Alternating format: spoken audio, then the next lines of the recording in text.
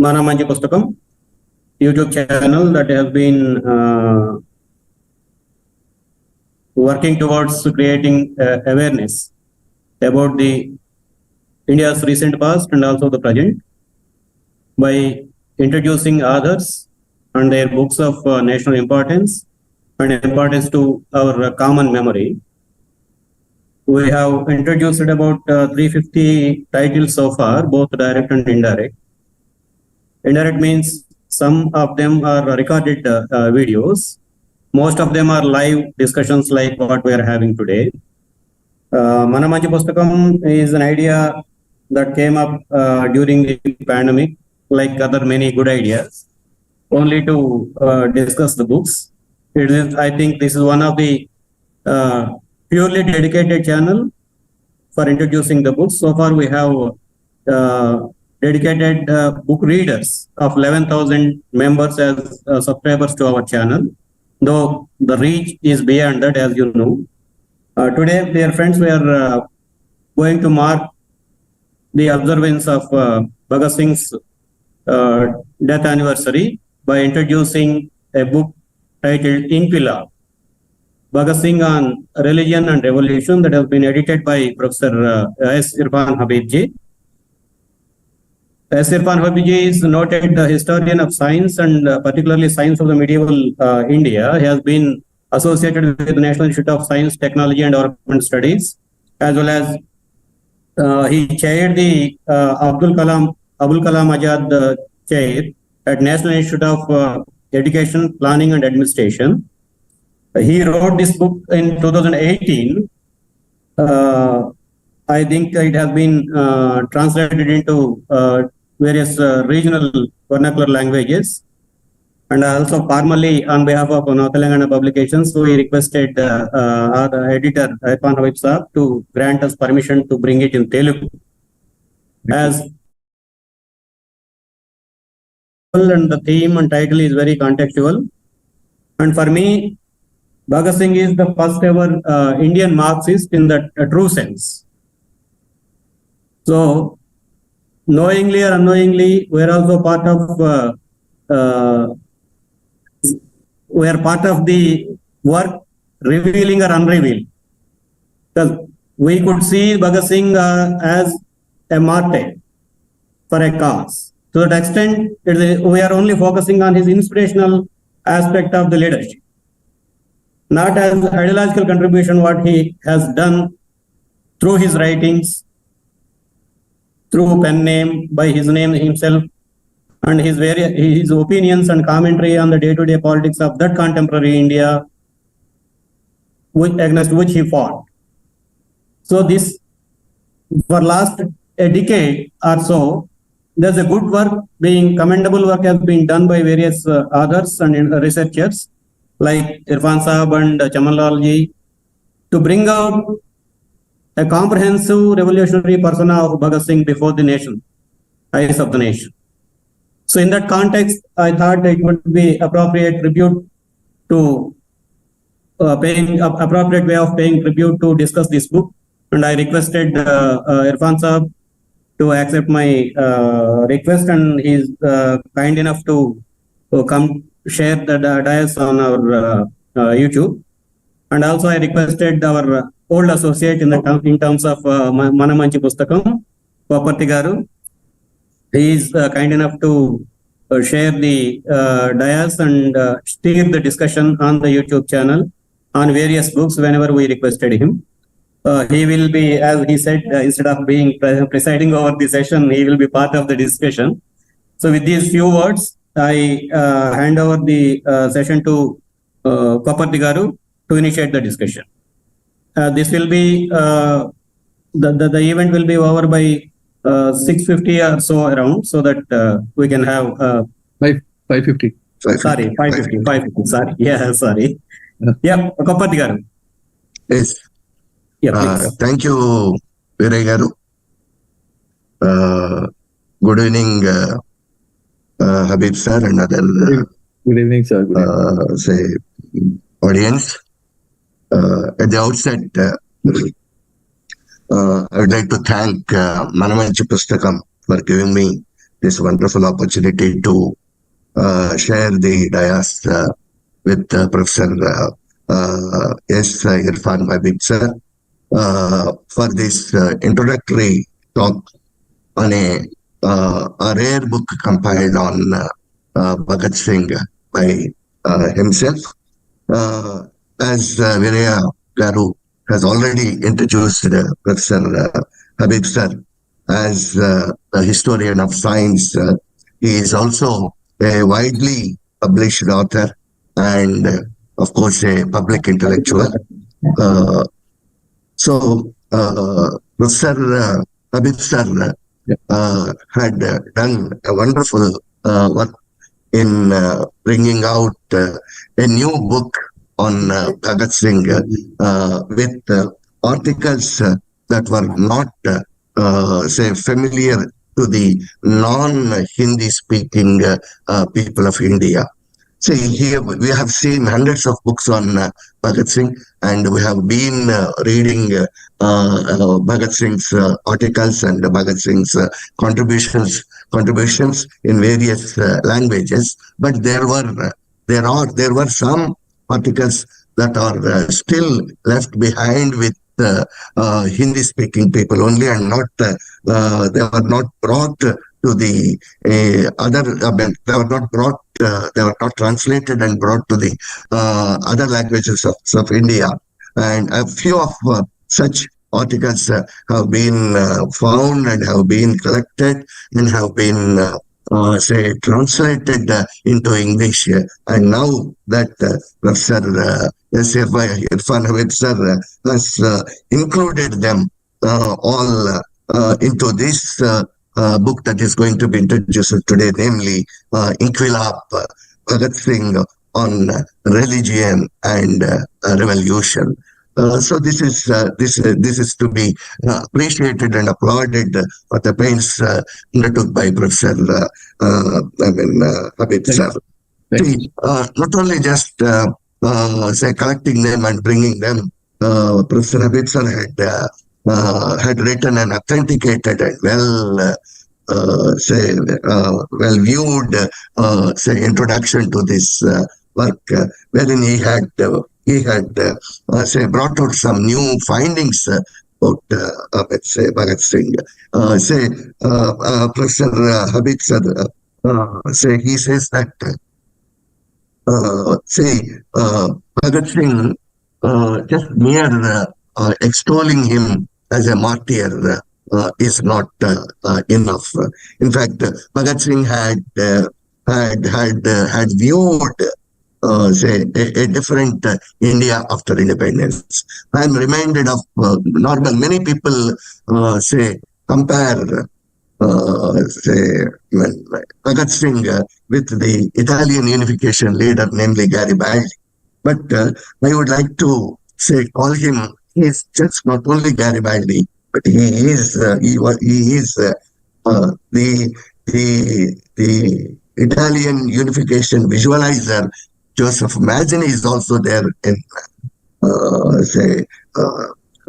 Bhagat Singh, because it was Mazzini, in fact, who has visualized Italy as Italy. He was the father of Italian unification. Similarly, Bhagat Singh, unlike many of his contemporary thinkers, he had thought beyond what we call freedom. After achieving freedom, he wanted India be a socialist country. He just wanted he did not satisfied himself with democracy or any other form of government, but he wanted India to be a socialist country. Not only socialist country, he wanted India to be a secular country. See, these two words, both socialistic and secular, each we have incorporated them into our Indian preamble, now facing a great danger. At a time when these two words are facing danger, say, Professor Habib sir took a book wherein Bhagat Singh had expressed It's a strong views about religion, about nationalism, about communalism, universal, brother. You are so wonderful. Say, I am not intervening into the area of Sir. I would like to tell you a few words about two wonderful, say, articles written by Singh have been incorporated into this work, namely the International Brotherhood. The one is the International Brotherhood, and the religion, the freedom. In the International Brotherhood, say, Bhagat Singh had expounded about, he had written a sentence really which astonished me a lot. See, was being one and none. So, other, he had used the word other. I was under the impression that the word was used by Sayyid in his Orientalism. No, the word other is used by, say, Bhagat Singh as early as 1824. He was when he was just 17 years old. So these are the times when we are loofing some of our brotherhood as the other. So he said that he's not there. There are no. He also used one. So the word should be comfortable when the woman, the word should be comfortable. So no strangers, he said. Wonderful word he has used. There should be no strangers in the world, say, Bhagat Singh said, as early as 1924. See, similarly, he wrote on religion also. He wrote on nationalism also. So his nationalism was completely different from what we are now looking in India, namely the cultural nationalism. So he was a real nationalist. He was a nationalist of real sense. See, we have to bring the comparison between the nationalism of say, Bhagat Singh and the today's cultural nationalism. Really, we are at the crossroads. Really, we are now.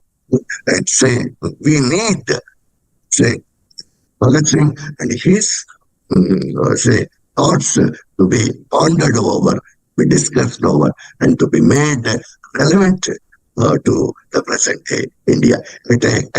It's such a wonderful day. It's such a critical times. Professor Savage sir brought up this book, and this is time for us to discuss widely about the book. I intervening into the research arena. So better I do not stand between the audience and the minister. I would request sir to deliver his test. Thank you very much, sir. Yeah, thank you. No, I'm really grateful that Viraya asked me to join his channel and speak about my book and speak about Bhagat Singh, especially today when we are observing his martyrdom day. For me, Bhagat Singh has been part of my life for the last 45 years because I began my association with him in 1977-78. And since then, I have been associated with him. And through my little work, I've been trying to uncover as much new material, new thinking, new thoughts, which Bhagat Singh has left behind, which I try to share through my writings, through the books, and through my opportunity to speak whenever I get that chance to speak. Most important thing today is that Bhagat Singh is one character in India whom everybody wants to appropriate. Left, right, center. All of them want to appropriate him, but most of them want to appropriate his martyrdom, his nationalism, without even bothering, as Mr. Raman Murthy just said. His nationalism was also very different. We don't even bother to engage with this idea of nationalism. We just want to see him as a raw nationalist, because if you see him as a raw nationalist, then in today's India, during the past 10 years particularly, he comes in very handy, because we have a very crude sort of definition of nationalism today, and where we try to fit Bhagat Singh into that crudity which is nationalism today. Fortunately, and I feel very gratified and happy for that.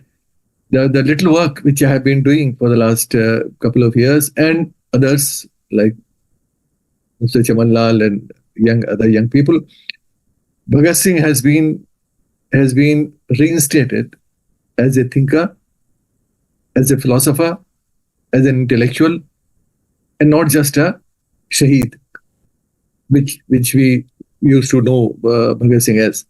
So now people have come to know that he is not actually our man.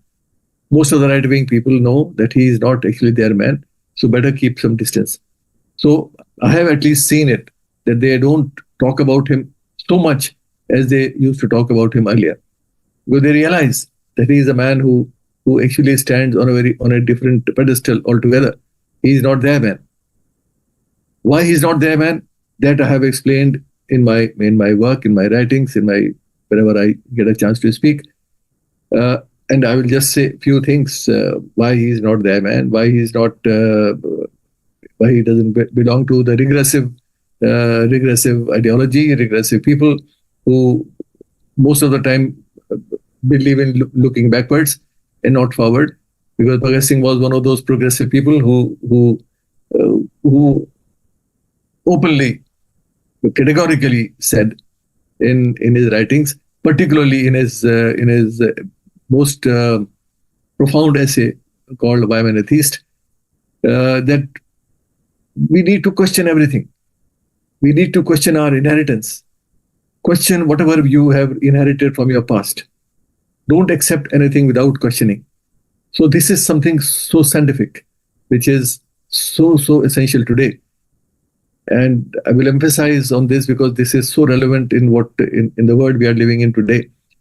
He says that, of course, the idea of Bhagat Singh, idea of God for him was erroneous. That he's very sure, and he reiterates Marx that religion is actually the opiate of the masses, and which has been proved so right in the India we are living in today. And Bhagat Singh was so true. And forget about Marx. Bhagat Singh himself says this and reiterates what Bhagat Singh said. And Bhagat Singh reiterates that through his own experience in India. So it is not just an imported idea from Europe. It is an idea which Bhagat Singh evolved himself after seeing through the politics of the times. He reiterated what Marx said about religion. And this again, he repeats in many of his writings, and he repeats here in this Why Am I an Atheist, this essay as well. Then he says about, like, this is something which is so pertinent in today's India. He says we need to question the leadership. And he's saying in the context of Mahatma Gandhi in those days. He said, don't accept what Mahatma Gandhi stands for just blindly. And he uses the word blind follower, Andhbhakt, as we call them today. Don't be an Andhbhakt. Open your eyes, raise questions, and then accept what Gandhi says. I'm not saying don't accept, but question, interrogate, which means be rational, use reason, use your mind, not just your heart. So this is something which is so essential in today's India, that we have actually forgotten to think.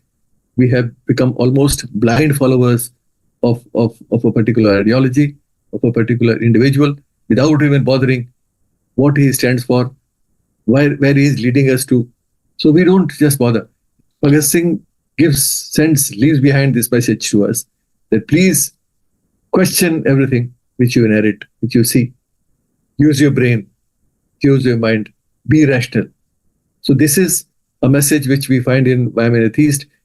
Actually, the most awful thing is that people just don't bother to read Bhagat Singh. And this is actually, again, not just about him. It is true about most of the great people whom we had during the freedom struggle. Forget about the past.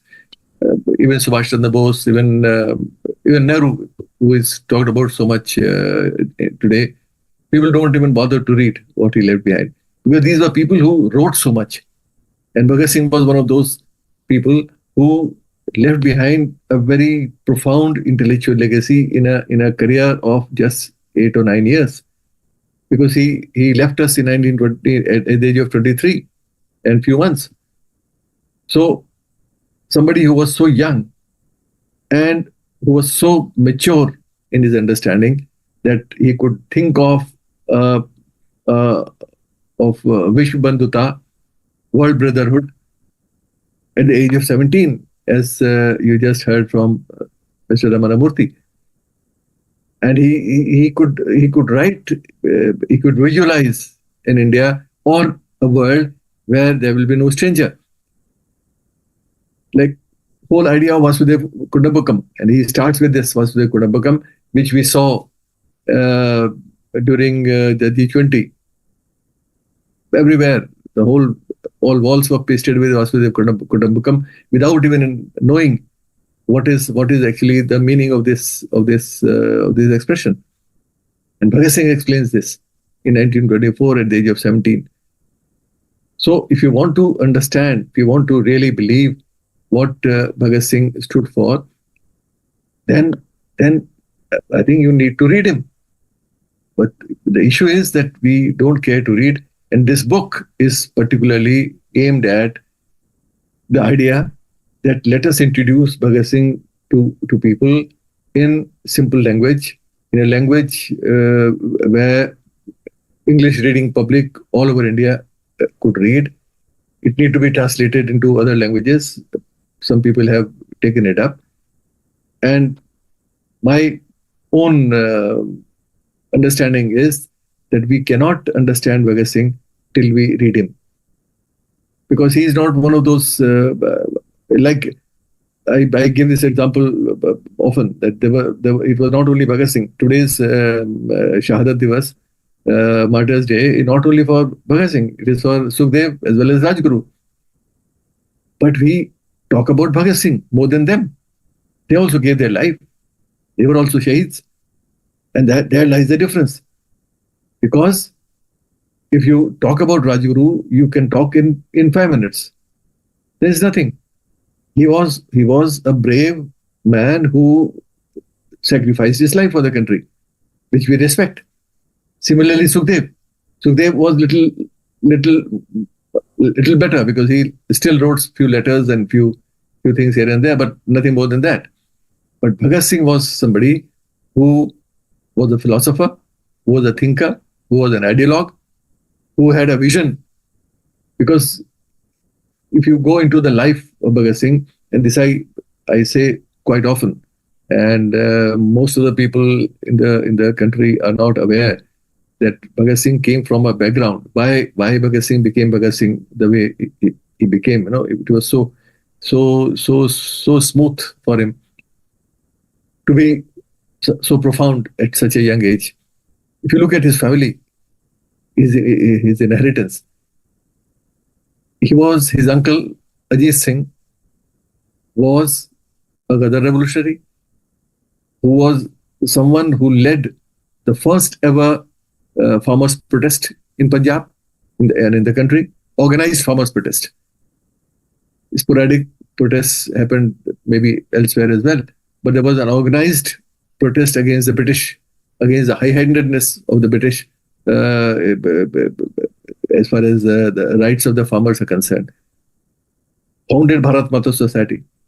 So he was one of those who actually got involved in freedom struggle, and he was Bhagat Singh's uncle. Another uncle, Swaran Singh, died in prison fighting for the country. His own father, Sardar Krishan Singh, was a congressman and who went to British prison several times. So Bhagat Singh inherited this legacy from the family. So for him, transition to nationalism, transition to be a thinker and ideologue was not a very difficult exercise, because he inherited all that in the family itself, which he very, very seriously took forward. Like his mother, and I have referred to it somewhere. His mother was very pissed off with Bhagat Singh as a young boy, and she always used to say that you have torn your pockets of your jacket because you put several books in one jacket and they get torn, and she has to sew them up all the time, mend them. So this was a regular complaint of his mother, because he was never seen without books, and this reflects his mind, his maturity, because he was dedicated reader of books right from a very young age. Because the source of because we should know that Bhagat Singh was living in the times when Marxist literature, communist literature, Bolshevik literature was banned by the British. It was not easily available. Most of the books and pamphlets and literature was smuggled into India, which was not very easy to lay hands on. There was a library founded by Lajpat Rai in Lahore, where these people used to go and get books. Rajaram Shastri was a librarian, was a young man who used to make all these books available to them. And there was a bookshop who used to make books available to them.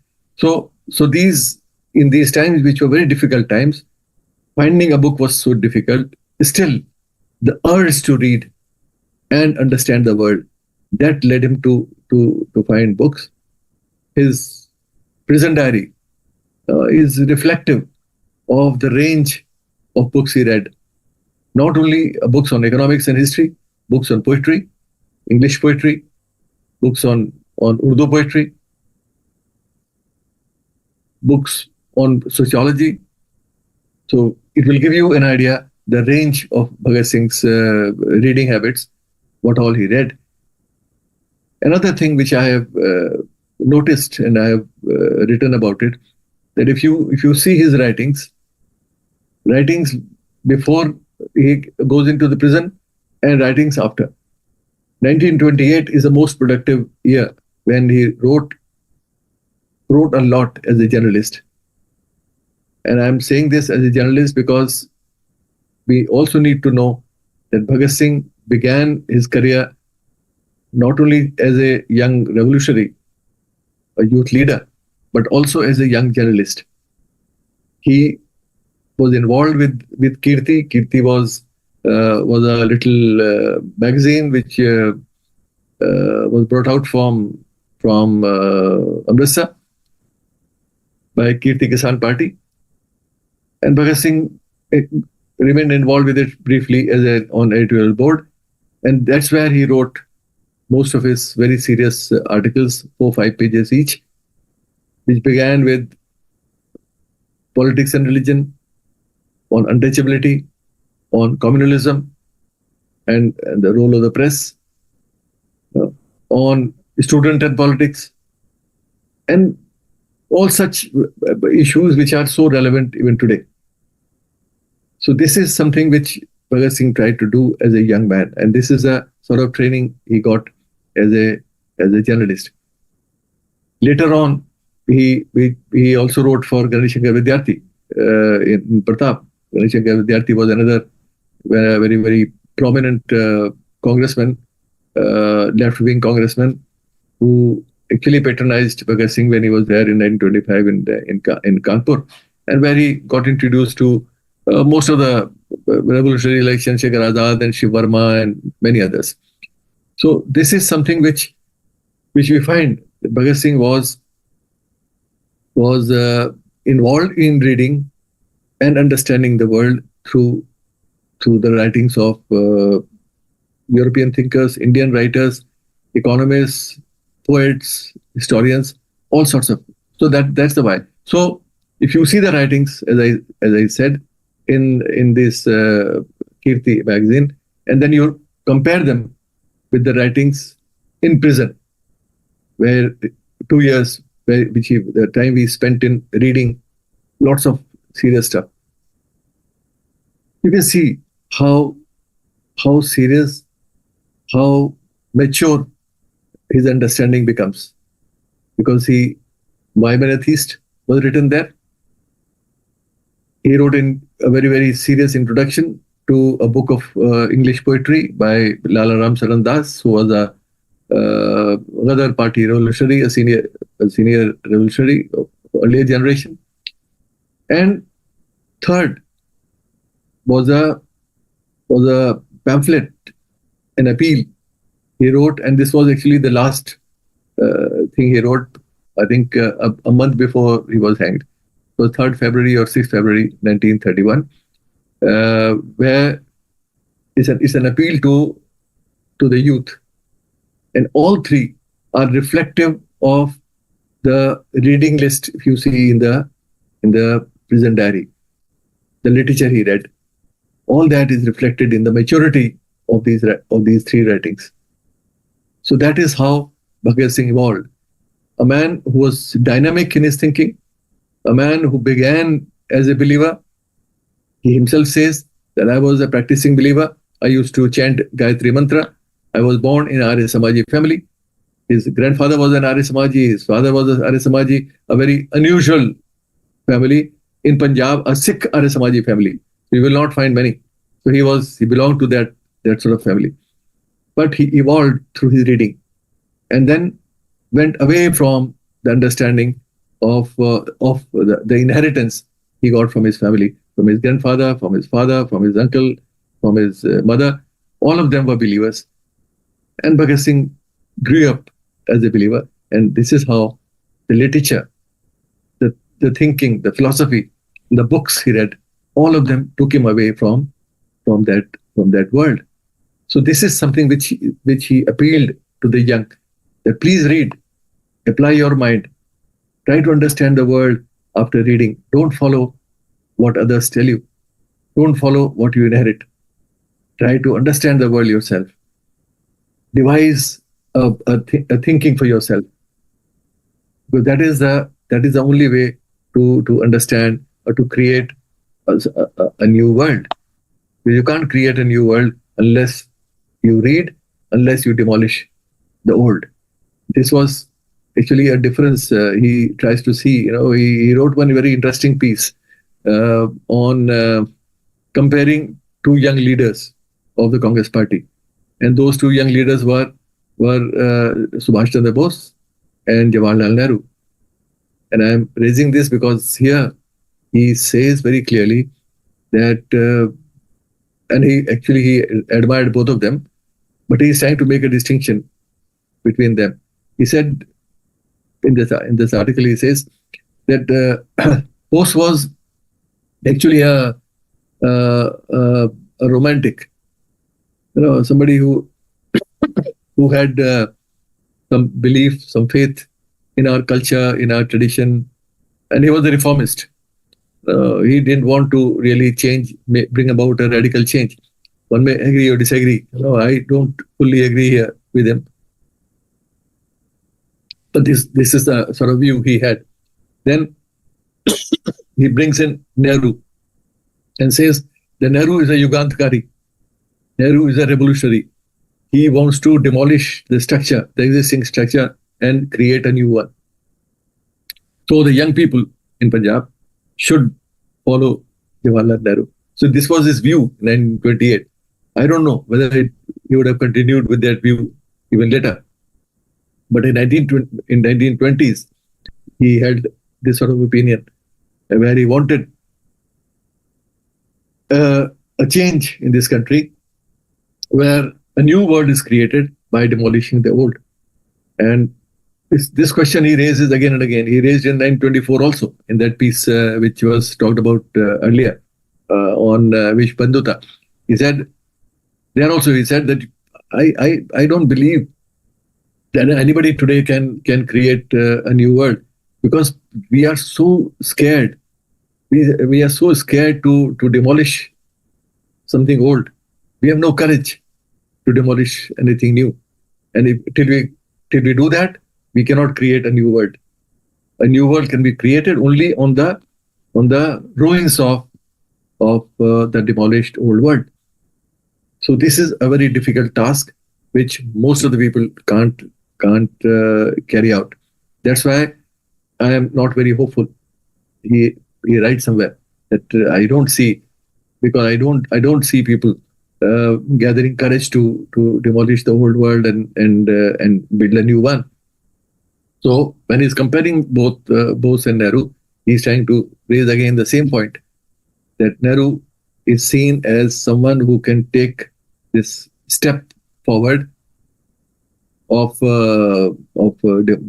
restructuring the new India, creating new India after demolishing the old one.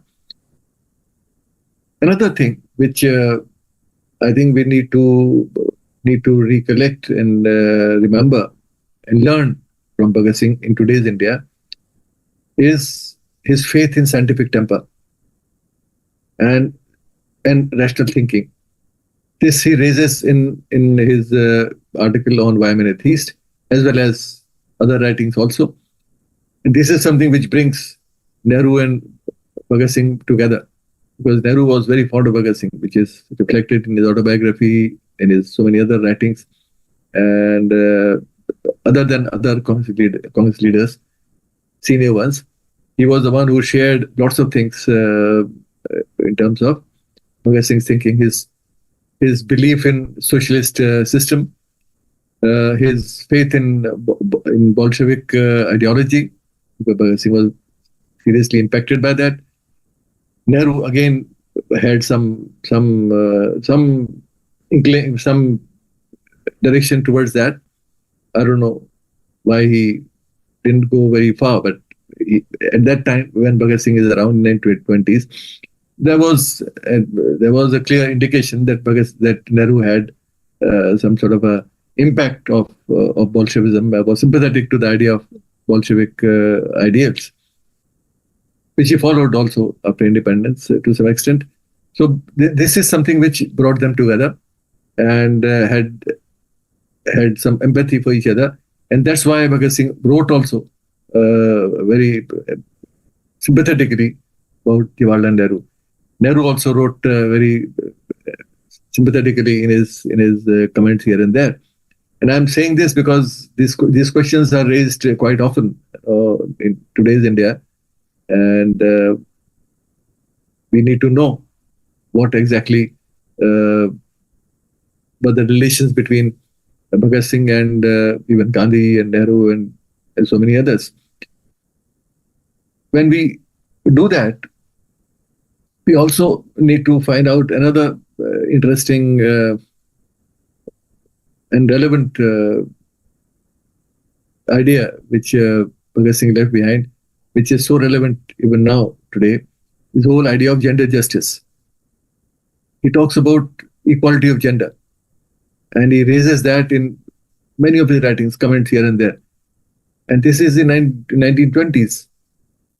And a young man of that age, in where he was 19, 20, 21, and 22. So at this young age, he had that vision of gender parity, gender justice, men, women, they should have equal chance, equal opportunity. So he repeats all that in many of his writings here and there. So what I'm trying to emphasize is that we need to revere Bhagat Singh as an ideologue. Unfortunately, we don't do that. And most of the time, Bhagat Singh is remembered as a martyr, as a shaheed, which of course he was. So for me, his celebration, his veneration as a shaheed is an incomplete celebration of the man. He deserves much more. And March 23, 1931 was a date which we remember every year annually as a ritual. But around the year, we don't bother to even think of him. Because, and I repeat several times that I firmly believe that the British actually killed him once on March 23, 1931. We kill him every day by not following him, by killing his ideas. by killing his vision. This is a serious injustice we do to his memory and to his legacy, which we should not do. Because this is something which, and we keep talking about it all the time. And Bhagat Singh actually said in his own life something which I feel very sad when I say that Bhagat Singh is relevant even now. He should not have been relevant. Most of the things we should have resolved and solved by now. Because he writes about issues I don't want to go into them in detail. Like he writes about untouchability, and I'm saying this because this is again a very serious issue, unfortunately, all over the country, in different ways. And he writes in 928 that we don't feel ashamed that a dog can enter our kitchen while a untouchable, if he touches us, makes us impure. So this is something which he very categorically writes in 928, in July 928 in his article, and very clearly emphasizes. So these are things which we need to follow, and unfortunately, most of us don't care, don't bother, because following an ideology is a very difficult task, because it forces you to think, it forces you to undo lots of things which you are following, you are doing. Celebrating somebody as a great writer, as a great shaheed, as a great nationalist on a particular day, and then forget about it is a very, very convenient, very convenient way, and that's how we do that. We do that with everybody. We do that with Netaji Subhash Chandra Bose, and I'm naming him because he is one person who is celebrated by people in today's India very proudly. They go and put his statue and then think that they have done enough. They talk of INA, and I raise it again and again that INA was something last Netaji did in his life. How could Netaji create INA? He could create INA because he had a background of 1920s and 1930s where he wrote, he thought, he spoke. He spoke in Naujawan Bharat Sabha, which was a front founded by Bhagat Singh. He was so close to him in his ideology. He came all the way to Karachi to actually address as a president the Naujawan Bharat Sabha conference. So they were ideologically so close. But people don't think about Netaji's ideas or Bhagat Singh's ideas. Both of them were so close to each other, despite some minor disagreements. They agreed on socialism, they agreed on communalism, how communalism should be fought, they agreed on scientific temper, scientific thinking, and that is reflected in Netaji's writings, which is so common between Bhagat Singh and Netaji Subhash Chandra Bose. So these are two people who are extolled by the right wing today without even bothering to read what they wrote, the inheritance they left behind, the thinking they left behind, something which is so important for us. So we do very conveniently whatever we can do and just forget. And so I don't blame just the right. They are doing it for their own political motives and benefits. Even those who seriously believe in Bhagat Singh's ideas and his ideology need to do more. They need to really take it forward in their lives. They need to read what Bhagat Singh wrote. Fortunately, some reading habits have grown in the past few years. People have started reading him, but we need to do more. And that is the only way to celebrate Bhagat Singh, to venerate Bhagat Singh, to reinstate Bhagat Singh where he should be, and take his message forward on communalism, against communalism, on scientific temper, on gender justice, on socialism, because Bhagat Singh believed in reducing the disparity between the rich and the poor. And this is reflected in the Naujawan Bharat Sabha manifesto, which was drafted by all of them together, which says that we want an India where only 2% people will not rule. Instead, 98% will rule. And this is very clearly pointed out, that we live in India where only 2% matter. 98% just don't matter. So we visualize a world where 98% will get their place, will get their space, will get their participation in governing the country. So how true it has come about, how close we have come to that ideal, we all know. In the past 70, 75 years, except for a few minor changes here and there, the structure remains the same. Lots of disparities still remain. Disparities are actually increasing between the poor and the rich. And this was the ideal closest to Bhagat Singh's heart, that we need to bridge the disparities between the rich and the poor, between the haves and the have-nots. And this he raised in many of his writings again and again. And I actually confront many people when I speak that, what are you saying, Allah? This Marxism is on its way out. Nobody bothers about Marxism. I said, I'm not saying, I'm not even calling Bhagat Singh a Marxist formally. He didn't even join formally any Marxist party. Point is that he believed in the ideology of Marx, where idea of the poor, serving the poor, role of religion, role of blind thinking, role of irrationality, all that mattered a lot.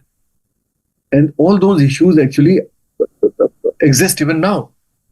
Forget about a formal Marxist platform. Point is, all those values, all those ideas which were relevant in those times, in Bhagat Singh's times, are relevant even now. So, what has happened to Marxism? That is not my concern. The concern is that all the concerns which are part of the Marxist worldview are still there, and we need to fight them. And Bhagat Singh was doing exactly that. We need to take Bhagat Singh seriously, because most of the issues which Bhagat Singh raised are still alive and kicking. They are actually increasing. They have become a serious burden on ourselves, which makes the task of fighting that whatever is happening around us even more difficult. And Bhagat Singh should come in handy if we take him seriously, if we take his ideas seriously, and really take them to the people in different languages, the language of the people. And there is no other way. That is the best way to celebrate Bhagat Singh, to remember him on his martyrdom day today, on March 23. Thank you.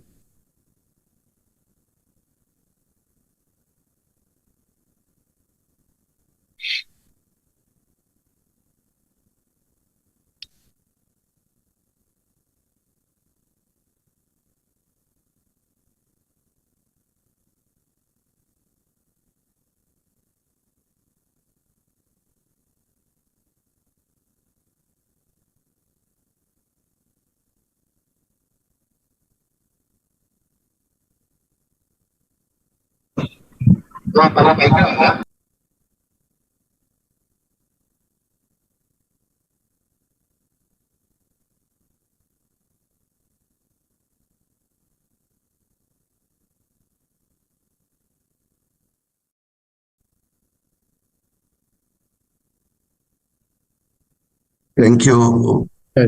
Thank you very much, Professor Habib sir.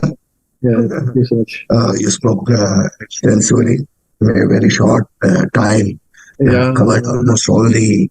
I'd like to bring in as much as I could. Yeah. So we have left nothing behind. And you were talking about uh, uh, in the beginning.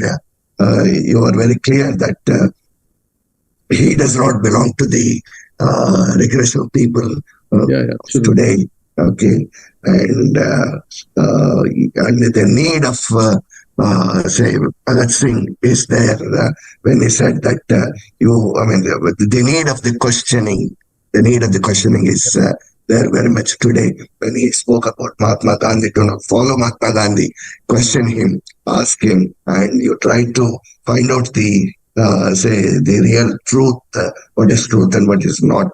When you are telling that the need of Bhagat Singh is very much is very much brought to our notice. Right.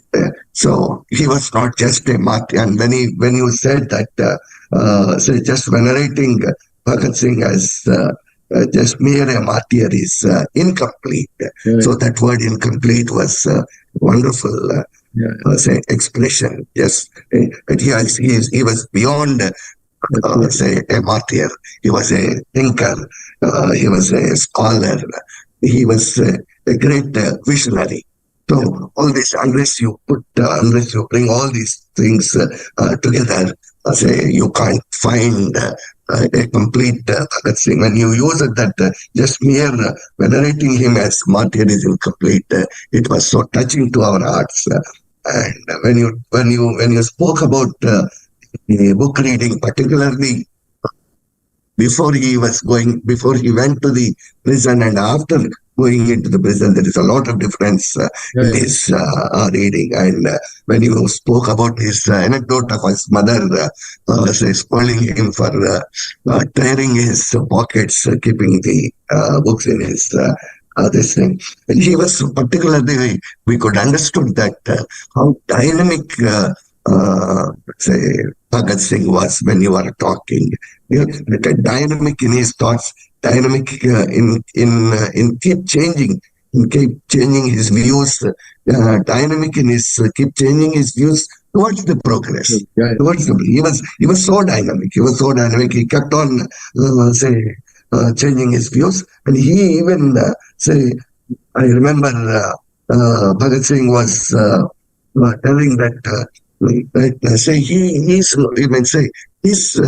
violent methods initially he followed will not be the ultimate goal of himself.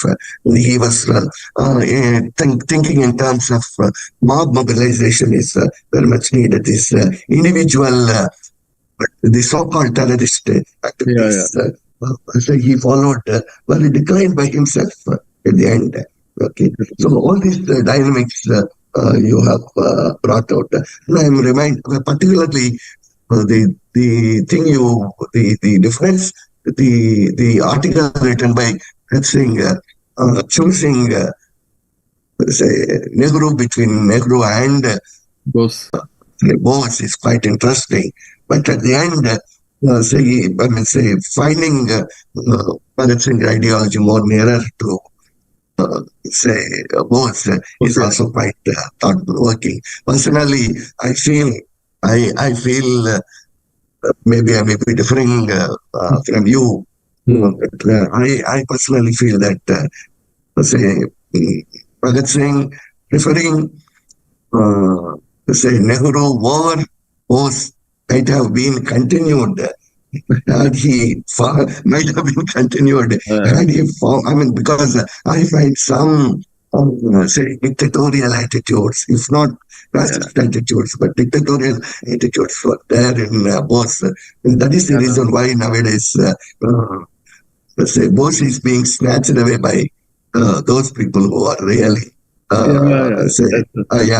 So if you look at that angle, I think Bose, Bhagat might have Bose is right in opting Jawaharlal Nehru over Bose in his article. And so you said that he should not have been relevant. He should not have been relevant was very interesting. So all his thoughts on nationalism, all his thoughts on say communalism, untouchability, must have say gone irrelevant by this time. But unfortunately, they are more relevant than the day on which he wrote all of them. This is a thought-provoking, very enlightening speech. Thank you. Professor Irfan. Thank you, sir. We are very delighted to have you with us today. And to the audience, I would like to make an announcement that the translation of the book on which now Professor Irfan Saab has delivered his speech, namely Inqulab, Bhagat Singh on religion revolution, is being translated into Telugu. And I think the Telangana people are going to bring it out very soon. It's a good hope for the release of the book very soon. Once again, I thank Professor Saab, and I thank Manchi Pusthakam people, I thank Garu, and I thank Seshu, korlapati, and all who are responsible for this making this event happen. Thank you all very much. Thank you so much. Thank you. Thank you, sir.